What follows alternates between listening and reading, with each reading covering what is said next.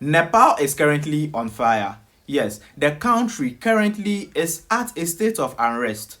Most of the citizens, in fact, thousands of the citizens are currently on the streets protesting against the politicians, the government, and leaders of the country. And it is reported that at least 20 people have lost their lives, and several tens of people have sustained injuries of various degrees. What is actually going on? What sparked this particular violent protest in Nepal? Reports from mainstream media such as CNN, Al Jazeera, AP, BBC, and then New York Times reported that the violent protest that is currently ongoing in Nepal is as a result of the government banning social media. But according to the people who are demonstrating in the country, the ban on the social media is not precisely the root cause of this violent protest. The actual protest was sparked by corruption. The leaders of the country are so corrupt that the citizens came together and then organized what they thought could have been a very peaceful protest to protest against the drastic unemployment in the country, the corruption among leaders in the country, and several things that are not going on in the country. However, as these people march peacefully to the parliament of Nepal in protest of corruption and all the bad things politicians and then governments are doing in the country, military and police around the parliament opened fire on these peaceful protesters, and this escalated into what has now been termed as a violent protest by the Gen Z protesters in the country.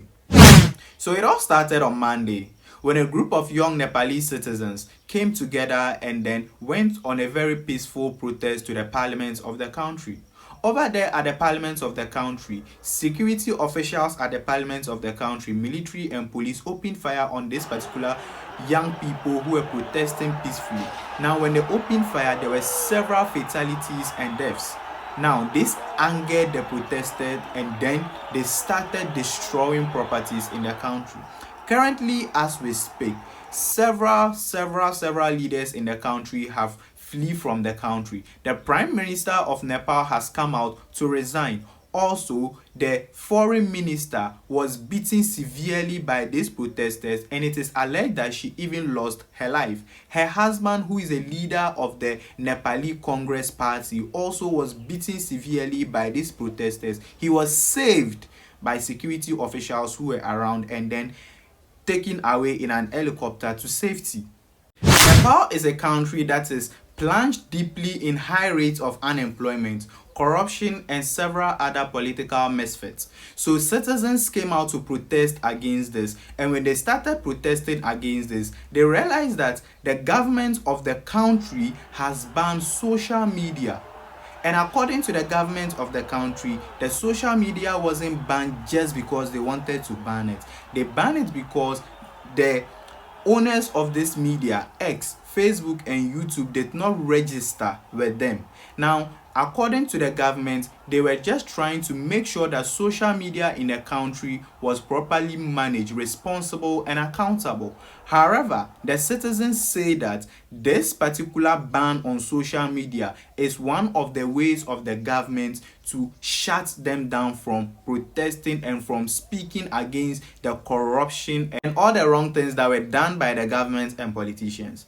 The demonstrators say that Nepo kids, that is the children of politicians and people in government positions, are enjoying all the privileges, going to better schools, having better jobs, and enjoying luxury in other parts of the world, while they, the citizens who suffer for the country, barely get food to put on their table. It is reported by World Bank that last year the unemployment rate in Nepal was around 20%. And according to the World Bank also, more than 2,000 Nepalese citizens leave Nepal every single day in search of jobs in either Middle East or Southeastern Asia. This is bad.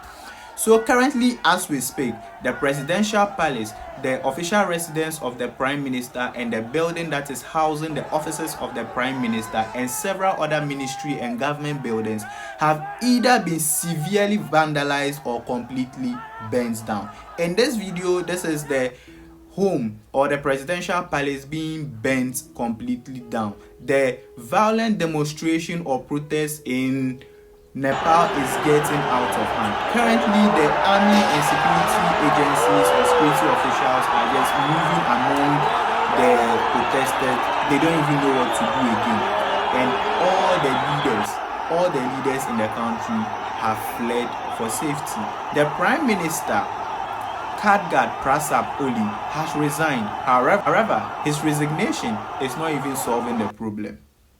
So the protest, which has been named the Gen Z protest, is currently ongoing, and the people are saying they will never stop until the politicians take accountability, do the right thing, stop the corruption, and make sure that the ordinary citizen of Nepal has a good job, at least to put food on their table.